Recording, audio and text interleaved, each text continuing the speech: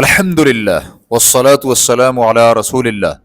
جائفل فروخت اور استعمال کرنے کا حکم۔ سوال کیا گیا ہے کھانے میں جائفل اور جاوتری ڈالنے کا حکم کیا ہے، اور کیا یہ پنساری کی دکان پر فروخت کرنا جائز ہے یا نہیں، یا کہ اسے کھانا اور فروخت کرنا شراب کی طرح حرام ہے؟ الجواب بعون اللہ سبحانہ وتعالی۔ جائفل اور جاوتری کا پودا قدیم زمانے سے معروف ہے۔ اس کا پھل ایک قسم کے مسالہ جات کے طور پر استعمال کیا جاتا ہے جو کھانے کو خوش ذائقہ بناتا ہے اور اسے اچھی خوشبو دیتا ہے۔ اسے قدیم مصری لوگ معدہ کی درد اور ہوا خارج کرنے کے لیے استعمال کرتے تھے۔ اس کا پودا تقریباً 10 میٹر بلند ہوتا ہے اور یہ ہمیشہ سبز رہتا ہے۔ اس کا پھل ناشپاتی کے مشابہ ہے اور پھل پک جانے کی صورت میں اس کا چھلکا سخت ہو جاتا ہے، اور یہ پھل عربی میں جوزۃ الطیب اور اردو میں جائفل یا جائفل کے نام سے پہچانا جاتا ہے، اور یہ خط استوا کے علاقے اور برصغیر اور انڈونیشیا اور سیلان میں پیدا ہوتا ہے۔ اس کی تاثیر تقریباً حشیش کی تاثیر جیسی ہوتی ہے،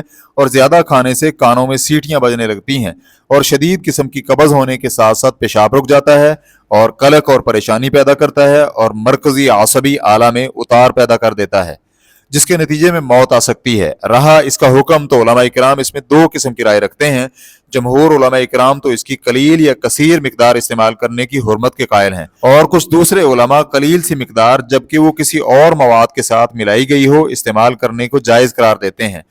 ابن حجر الہیتمی رحمہ اللہ متوفی 974 جوزۃ الطیب کے بارے میں کہتے ہیں،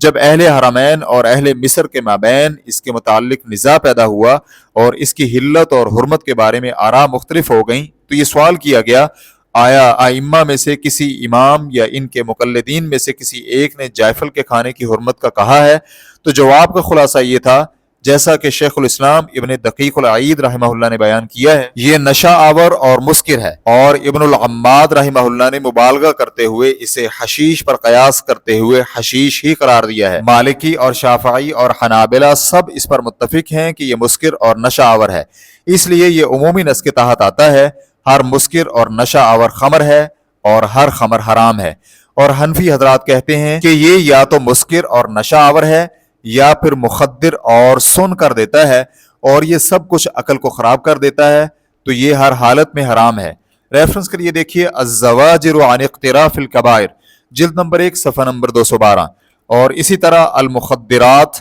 تالیف محمد عبد المقصود صفحہ نمبر 90۔ میڈیکل علوم کے اسلامی بورڈ کی کانفرنس جو کویت میں 22 سے 24 ذوالحجہ 1415 ہجری الموافق 24 مئی 1995 میلادی میں بعض طبی مشکلات کے متعلق اسلامی رویت غذا اور ادویات میں حرام اور نجس مواد کے موضوع پر منعقدہ کانفرنس میں طے پایا، سن اور نشہ والے مواد حرام ہیں، ان کا تناول کرنا حلال نہیں، لیکن صرف متعین کردہ طبی علاج کے لیے استعمال ہو سکتے ہیں، اور پھر اتنی ہی مقدار استعمال کرنا جائز ہوگا جو ڈاکٹر متعین کریں، اور وہ بعین ہی طاہر اور پاک ہوں۔ اور جوزۃ الطیب یا جائفل کی قلیل سی مقدار جو نہ تو عقل میں فطور کا باعث بنتی ہو اور نہ ہی نشہ کا باعث ہو، کھانے میں بطور مسالہ اور ذائقہ اور خوشبو کے استعمال کرنے میں کوئی حرج نہیں ہے۔ شیخ ڈاکٹر وہبت الزحیلی کہتے ہیں، کھانا وغیرہ کی اصلاح کے لیے قلیل سی مقدار میں جوزۃ الطیب یا جائفل استعمال کرنے میں کوئی مانع نہیں ہے، لیکن کثیر مقدار حرام ہے کیونکہ یہ نشہ آور ہے، لیکن احتیاط اسی میں ہے کہ اسے بالکل استعمال نہ کیا جائے،